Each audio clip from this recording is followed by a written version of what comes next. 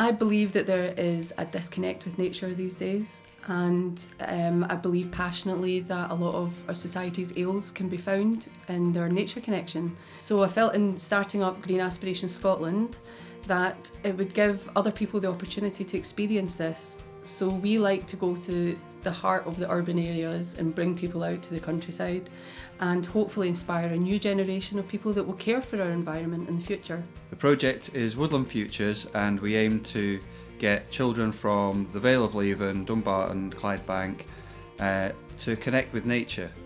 They're on the edge of the national park, and there's a great heritage of woodland management, skills, traditional crafts on their doorstep. I'm volunteering with Green Aspirations because I love working outside and I love working with young people, getting them outside as well. It's good to get out the city and learn about nature and woodlands. It's good for your soul to get out the city, I guess, as well. We had several different groups of kids, and they all come from different backgrounds, different experiences. Some of them had done a little bit of stuff before, but none of them really had the background of what a woodland was, how it operated, what they could get out of it.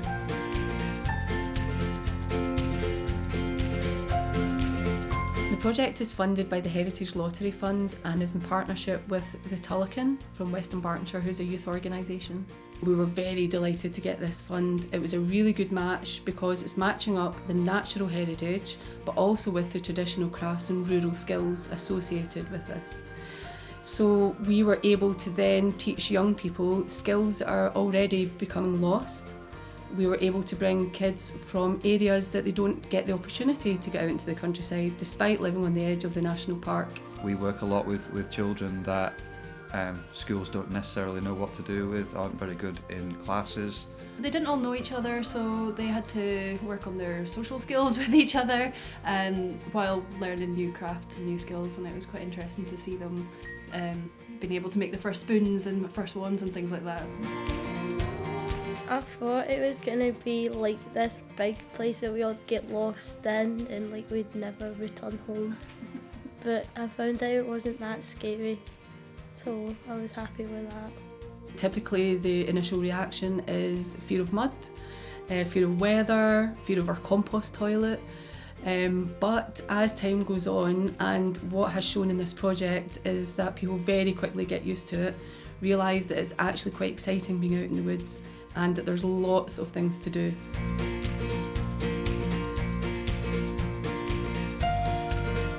Through the range of activities that we've done with them, quite a few of them now have an idea about farming, about forestry, about making things. I've enjoyed mostly everything, really. The best bit that we did in the summer was making the wands and the spoons. So we've done path building to get into the woodland. We've done rhododendron clearing to make sure that trees keep growing. I've been doing whittling. My favourite part of Green Aspirations was the whittling, and I made a wand and a spoon. I done a trench, spoon carving, charcoal. How to use like an axe and a knife properly, like without chopping off your fingers. Today we built a fire and went a walk around the woodlands. We've had youngsters connecting with individual tree species. My tree was an ash tree, and in Viking mythology the trees used to reach up to the Viking gods. We've seen kids that have progressed pretty rapidly from when they first started with us. When you hear some of the stories that they come up with, the detail and the information that they've started to pick up and retain, and then you sit around the fire with them carving spoons, and they're totally in their element. When they weren't sure about it, they were scared of mud, they didn't fancy being out in the cold. It's beautiful.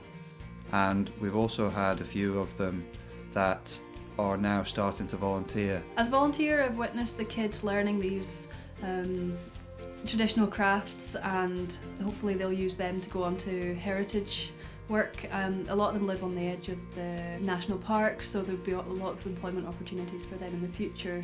I would consider working here, just for the fun.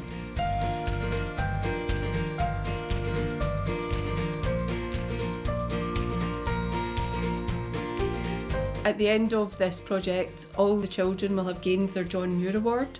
He is the founder of the national parks, and now the children that live next to the national park are much more aware of this fact. It's been really quite interesting. We're right on the edge of the Loch Lomond and Trossachs National Park, and most of them don't really understand where that comes from, or who set that up, or the reasons for it. So it's been really good to actually work with them and start looking at who John Muir was, the type of activities that he did. And not only that, we're very lucky that we've been offered some exhibition space in the headquarters of the National Park. So we'll be displaying, which the children are delighted about, all their whittling products. In the exhibition, I am going to show my bowl that I'm making.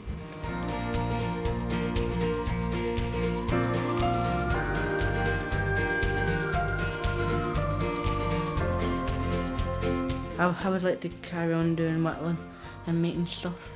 I would tell people to come to Green Aspirations because it teaches a lot of skills. This is a fantastic opportunity for those kids, and what we find is children that don't excel so well in school excel the most out here, and it gives them the chance to, for the first time maybe, be the best at what they're doing. That is so valuable for young people when they're growing up.